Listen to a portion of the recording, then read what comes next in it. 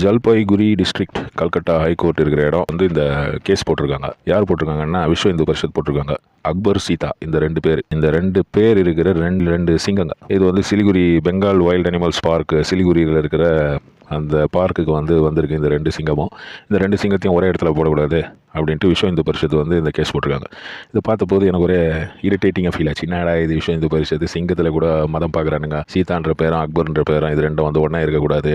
அந்த சீதான்ற பேர் அந்த சிங்கத்துக்கு தெரியுமா? ஒரு வேளை பேர் தெரிஞ்சிருந்தா கூட இந்த பேர் யார் வச்சாங்க, எதனால் வச்சாங்க, சீதான்றது யாருன்னு தெரியுமா அந்த சிங்கத்துக்கு? இப்படியெல்லாம் நிறைய கேள்வி என் மனசில் வந்தது. ஆனால் அந்த கேள்விகள்லாம் யூஸே கிடையாதுன்ற மாதிரி எனக்கே தோண என்ன காரணம்னா, இந்த ரெண்டு சிங்கத்துக்கும் பேர் வச்சது கல்கட்டா இந்த அனிமல் பார்க்கில் தான், சிலிகுரி அனிமல் பார்க்கில் தான் இந்த பேர் வச்சுருக்காங்க அப்படின்ட்டு இப்போ நியூஸ் வெளியே வந்திருக்கு. ஏன் இந்த மாதிரி பேர் வச்சு இந்த ஒரு பிரச்சனை பண்ணுறாங்க? இது தேவையா?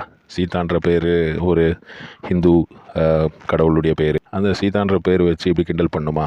அதுக்கு பதில் சொல்கிற மாதிரி